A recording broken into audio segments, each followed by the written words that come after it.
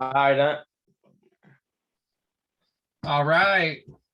Finally, we get to get together on this podcast and we get to talk about all things MMA.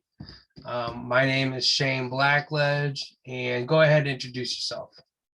My name is Kanye Willis. I'm his nephew. And Kanye's in high school, and I'm not.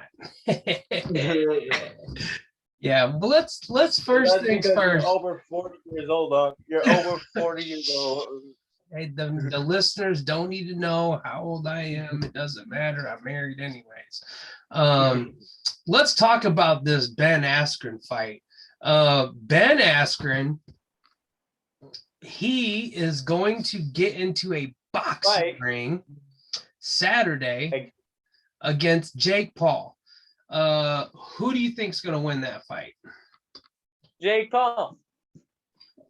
You think Jake Paul's going to win a YouTuber versus an Olympic wrestler? That doesn't matter. You want to know why?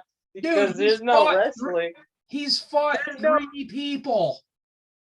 There's no wrestling in boxing. I get that, but there's also footwork. There's also bobbing and weaving. I don't know, man. Okay, so look, can Jake Paul box? Can he box? Who? Jake? Can Jake? Yeah, he can. Yeah, he can box. Okay. Well, yeah. He knocked out what? Nate Robinson real quick. Yeah, but he's not gonna. Yes, I'm saying he could beat. I'm saying he can beat Ben Askren. The only reason why I'm saying that is Ben Askren doesn't have boxing like that. He punches like a girl, and he doesn't have the right technique. Did you see the reports that Jake Paul is accused of sexual assault by this girl named Justin Paradise? She went on YouTube and aired him out. Put out a video and everything. Yeah, put out a video and everything. And then and then just a couple of hours ago, Jake Paul's diagnosed with early signs of CTE. Well, no, duh, because he been getting hit in the face. I mean, you've been getting busted in the head. I get that. Okay, so here's my take on this whole scenario. Can Jake box? Yes.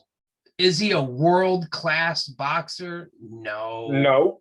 Okay, but is he better than the average person walking down the street? I absolutely believe that. I think he's got power. I think he's got speed. I think he's got precision. And I think he's a threat. Now, can he beat Ben Askren? Absolutely. But can Ben, being an Olympic wrestler, being a former MMA champion in two different promotions, can he win? Absolutely. But listen, he's a trained killer. He's a killer. Listen, though. Ben Askren is out of his prime. We saw that in his last two fights. Right. And he's got a bad knee that he just had surgery on.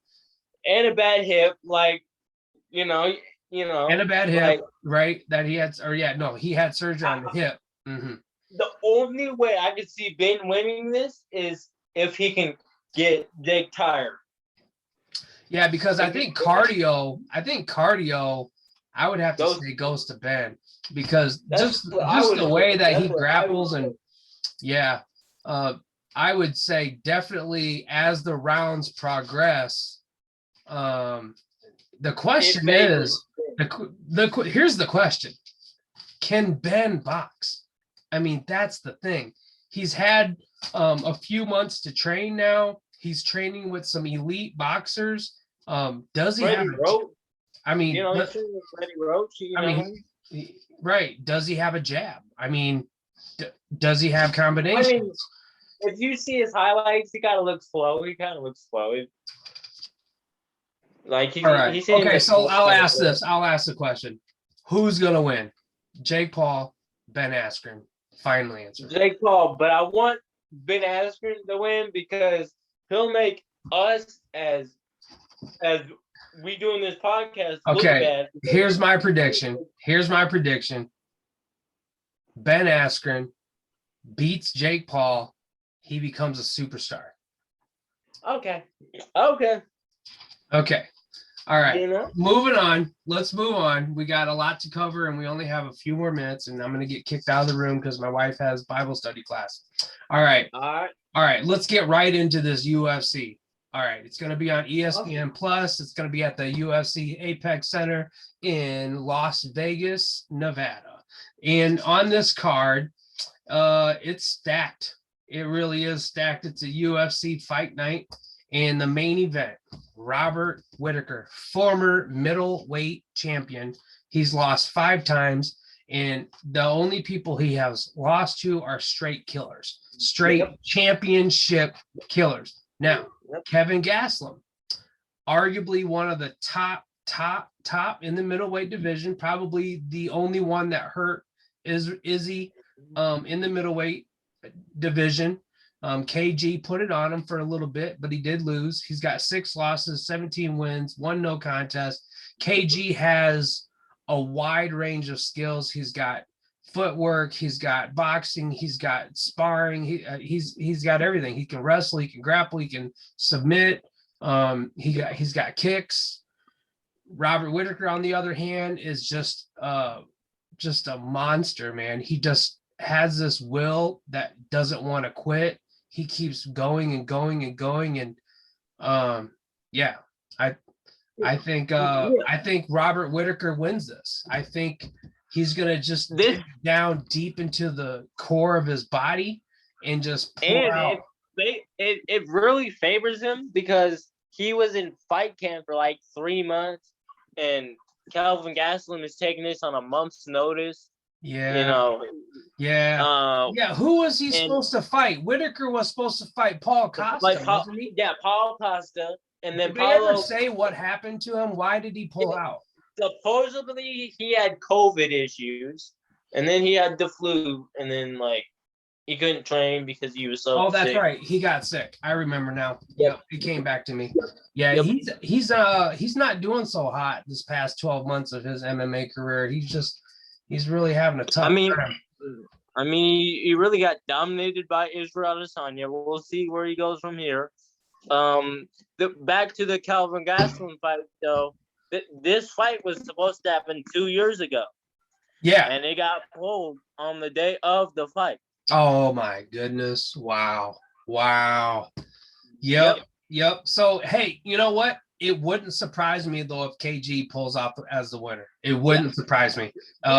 Right now, the middleweight division, I think it's the second most stacked card. I would say the lightweight division is still stacked, even losing Khabib.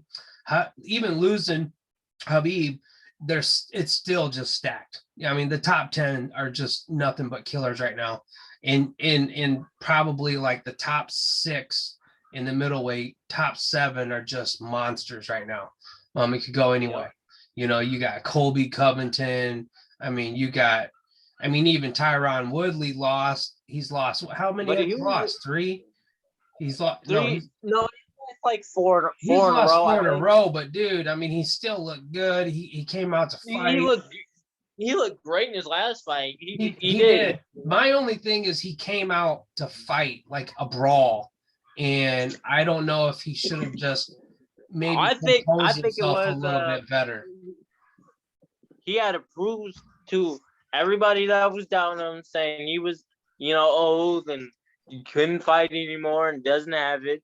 He didn't, let the pressure get to him, and it cost him. But he was hitting him. He was hitting Vicente Luque for. He certainly looked better than he did in the other 3. Okay, let's keep in mind Tyron Woodley didn't get finished by Kamaru Usman. He got manhandled and dominated, but he didn't get finished. So is he still a top elite fighter in the middleweight division? Yes.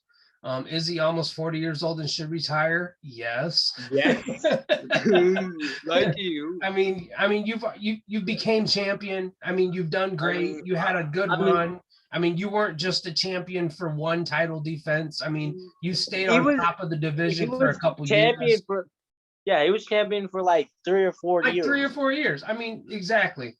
All right, moving on to the next. We got Jeremy Stevens versus Drakkar Close. Jeremy Stevens, wow. I mean, monster. I mean, when that dude goes in there, he can knock anybody out at any given time, anytime, anywhere. That's Jeremy Stevens. Lately, though, it just seems like he doesn't have an answer for these young, up and coming, young, quick, speedy, witty fighters that have these calf kicks and punch with different ranges and switching levels. He's kind of like, I'm not going to say he's one dimensional because I'm not going to disrespect him like that. He's certainly not one dimensional, but I think like he goes in there to brawl. He goes in there to just straight up in your face, swing and try to destroy you. And I think that has to change for him. Otherwise, he's going to find himself losing against another young up and coming star. Yeah.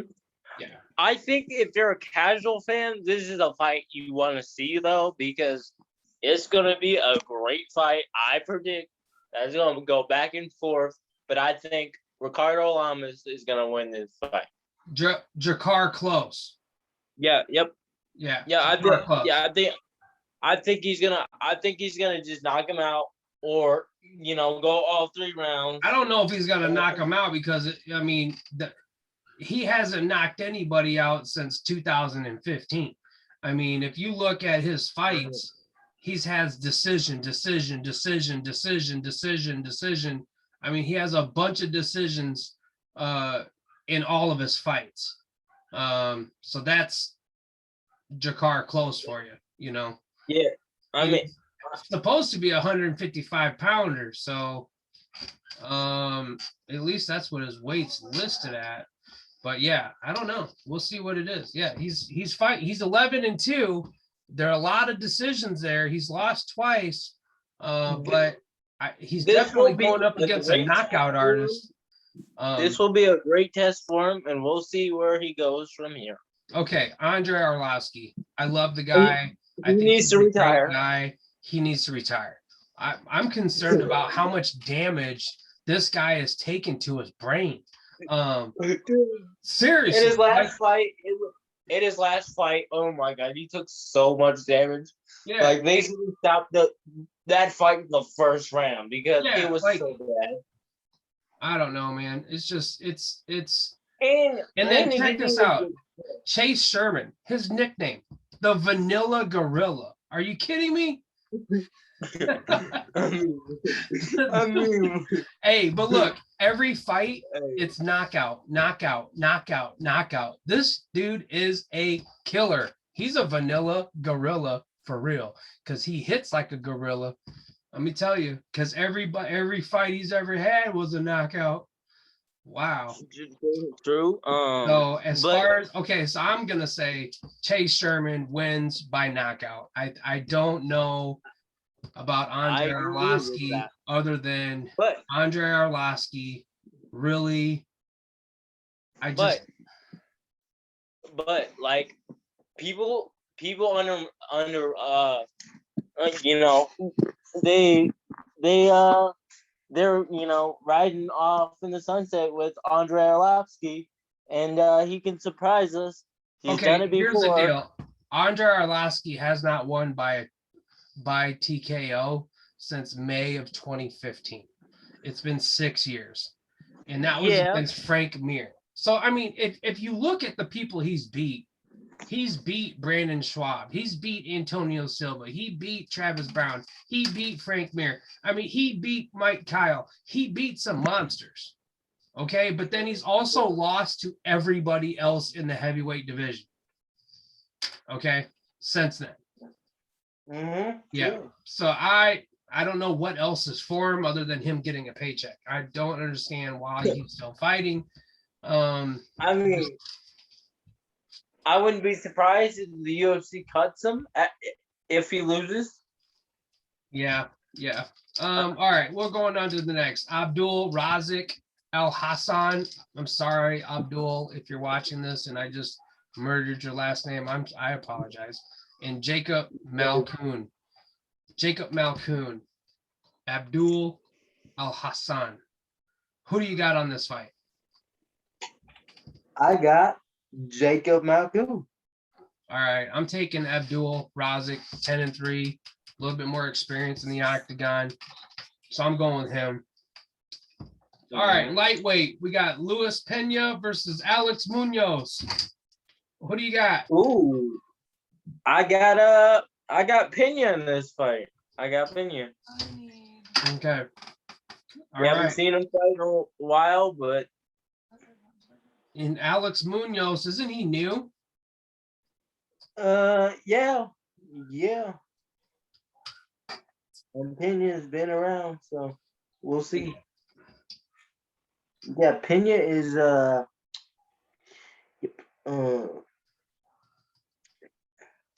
mean, Pena's record is not that great though. To be honest. He's only lost once. True. And but he hasn't beat anybody in the top. He's just coming off the. He's brand new. Obviously, they liked him because he went into the Tuesday Night Contender Series, and then he went into his very first fight was with the UFC Derek Lewis Olenek fight in August of 2020. So he's had some time to recoup from a decision loss. So yeah, we'll see. It's a second fight. He's young and upcoming. I would probably say Luis Pena is a little bit more seasoned. He's been in the UFC, since 2018.